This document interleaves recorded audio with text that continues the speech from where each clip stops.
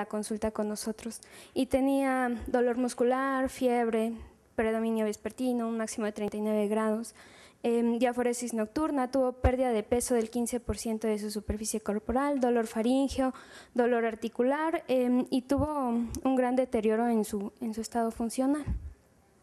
Cuando llega con nosotros, el paciente llega en silla de ruedas. En la exploración física finalmente encontramos a un paciente que se encuentra postrado, con dificultad a la deambulación, con debilidad generalizada, con la mucosa bucal con hiperemia, lesiones blanquecinas, tenía candidiasis y le encontramos ganglios axilares bilaterales de 2 por 3 centímetros. Finalmente sus laboratorios tenía una hemoglobina de 15 gramos, unos linfocitos totales de 900, una velocidad de sedimentación globular de 32, una glucosa bien, una creatinina en rangos normales, hipoalbuminemia tenía 2.6 miligramos por decilitro y algunas alteraciones de la fosfatasa alcalina y tenía 71, un máximo de este laboratorio era de 50 y una DHL de 385. Se le solicitan algunos análisis inmunológicos y nos da como resultado con elevación de anticuerpos antinucleares, una dilución bastante significativa y unos anticuerpos anti-DNA y el marcador anti-Smith se encontraba positivo en más de uno y un VIH no reactivo. La que sigue, por favor.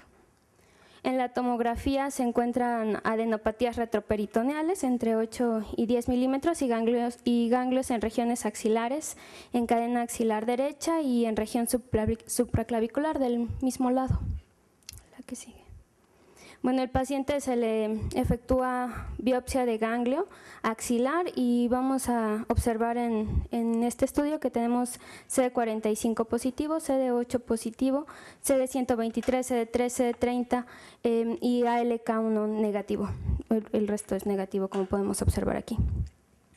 Finalmente, la biopsia de hueso tenemos una médula ósea negativa a procesos infiltrativos. La que sigue, por favor. Y el diagnóstico final pues es un linfoma anaplásico de células grandes con extensa necrosis con inmunofenotipo T con expresión focal de CD30 y era ALK negativo, como recordaremos. La que sigue, por favor. Bueno, este paciente se somete a quimioterapia, recibe 8 ciclos de CHOP con buena respuesta, mejora su estado funcional de un ECOG de 3 a un ECOG de 0 en los primeros 3 ciclos y desaparición de sus síntomas B. Que sigue, por favor. El 12 de agosto del 2008 el paciente tiene un PET-CT donde se reporta negativo a malignidad. La que sigue, por favor. Y se deja en observación y dura 2 años en remisión completa. El paciente presentó una primera recaída el 25 de febrero del 2009 con un PET donde se observa incremento en la actividad metabólica de ganglios cervicales paraórticos y en la región axilar derecha. Este último no se observaba en el PET previo, los otros eran comparados con el otro PET habían aumentado su máxima y el región axilar derecha era nuevo. La que sí. Esta es el PET del paciente, está un poco distorsionado, pero bien ahí se veía la actividad metabólica paraórtica y de la cadena ilíaca común del lado derecho y región axilar también. Que sigue, por favor. En esta ocasión la biopsia de huesos sigue sin infiltración, el paciente recibe como esquema de rescate 3 ciclos con MINE, es cosechado, se somete a movilización y cosecha con una obtención de células CD34 de 4 por 10 a la 6, recibe 3 ciclos adicionales más de MINE, concluye el 16 de junio del 2009 y es sometido a un trasplante autólogo. El 19 de agosto se acondicionó con busulfán intravenoso y ciclofosfamida, injertó en el día más 12 y actualmente en su última visita del mayo del 2011 continúa en remisión completa con un PET-CT. A continuación viene el doctor Francisco Tripa a discutir el caso. En la nueva clasificación de la OMS hay 22 casos nuevos, bueno, 22 tipos de linfoma T, entonces casi siempre y cada vez aparecen nuevos, aunque esto no necesariamente ayuda a definir la estrategia terapéutica, ¿no? En esencia, podríamos decir que los linfomas T los dividimos en los que son de presentación cutánea, los de presentación ganglionar y los de presentación predominantemente extraganglionar. La frecuencia de los linfomas T varía dependiendo de la región. Si por alguna razón en el este son más frecuentes los linfomas NK, en el occidente son frecuentes en América Central y en América. Y en Europa el linfoma más frecuente es el que se conoce como T no clasificado de alguna manera, es decir, diferente a los demás.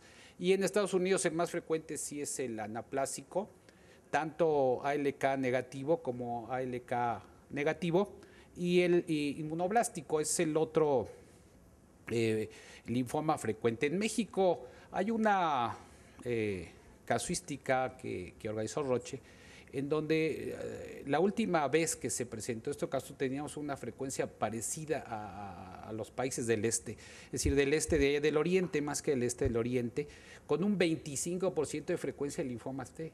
Si nosotros tenemos, en el Hospital La Raza tenemos una frecuencia importante de los linfomas sinonasales. Los linfomas anaplásicos en realidad son todavía más casos en cuanto a su frecuencia. Entre ALK negativos y ALA positivos en realidad son muy similares en cuanto a su frecuencia. Pasa a la que sigue, por favor. Los linfomas T tradicionalmente han sido con un pronóstico muy malo. En realidad, los mejores pronósticos son el anaplásico célula grande, ALK positivo, y luego el ALK negativo, que aquí aparece en la línea azul. La línea azul, vamos a ver si esto no funciona. Acá está. La línea azul, y ¿sí se ve el puntito rojo? No. Bueno, yo no lo veo. Así, acá está. Bueno, la línea azul y los demás, el peor es el linfoma, leucemia de células T, que tiene un pronóstico bastante malo, ¿no? Pasa a la que sigue. En cuanto a tratar de establecer puntos adicionales pronósticos, la citogenética no ha sido tan impactante, sí es difícil establecer un punto, más bien en el ALK negativo se está establecido más que citogenética algunos puntos importantes, por ejemplo el PAC5 negativo y CD15, ¿no? Pasa a la que sigue. En este caso es un caso complicado de inicio porque el cuadro clínico parece más de un linfoma inmunoblástico.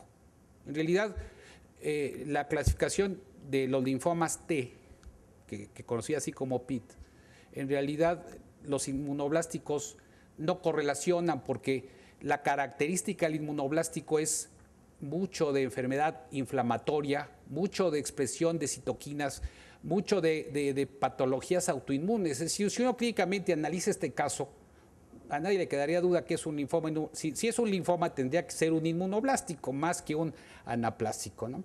Entonces, bueno, cabría un poco las posibilidades de cuál de estos podría ser el punto. Pasa la que sigue, por favor. Entonces, aquí, básicamente, el CD30, que es una molécula que es expresada predominantemente, ya sea en anaplásico, en forma, sobre todo el ALK negativo, en forma importante, y en otras patologías como el linfoma de Hodgkin también lo podemos encontrar positivo. La expresión del antígeno epitelial es más frecuente expresado en el ALK positivo que en el ALK negativo, ¿verdad? Pasa la que sigue. Dentro de las guías para diagnóstico, estas son las guías actuales de este año. Entonces, estos básicamente, ¿qué es lo que se requiere para establecer un diagnóstico en los linfomas T? Como verán, el panel pues es complicado y todavía se podrían tener un poco más que no están aquí mencionadas en las guías, pero básicamente serían los puntos importantes que tendríamos que tener para poder, y luego encontrar alguno de estos subtipos incluidos. Páseme la que sigue, por favor. En cuanto a la estratificación, aquí podríamos mencionar, que vean ustedes que el PET aquí todavía, a pesar de que está actual, todavía no está como predominante, ¿no? Si uno revisa la mayor parte de los trabajos, pues ya nadie usa tomografía, aunque el SUB todavía no está muy clasificado o muy especificado en cuánto sería la valoración de esta estandarización de medida en PET para considerarlo positivo o negativo. Pero definitivamente es muy probable que el PET sea necesario de inicio. ¿Por qué es necesario